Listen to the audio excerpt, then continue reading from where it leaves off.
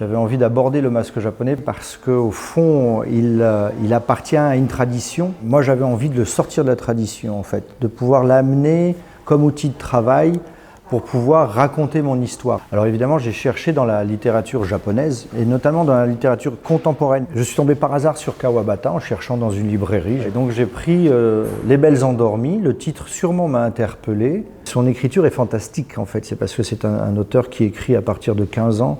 Il est édité très rapidement, il écrit énormément, beaucoup de romans, c'est un prix Nobel en 68 de littérature. Et dans son écriture, il ne donne jamais les solutions.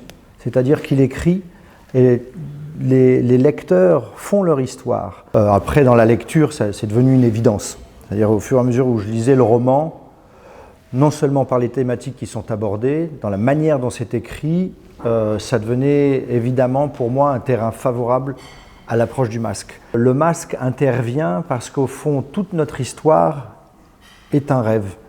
Toute notre histoire n'est pas réaliste. Toute notre histoire est vécue de l'intérieur, dans le cerveau d'un homme âgé qui finit sa vie et qui doucement s'éteint.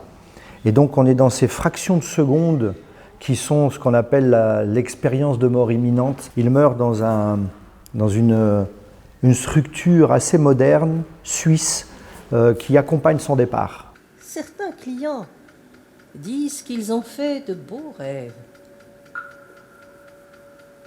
Et d'autres, que ça leur a rappelé le temps de leur jeunesse.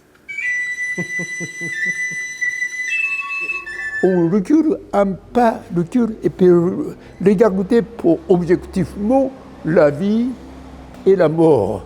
À ce moment-là, pas vraiment triste, ce n'est pas vraiment douloureux.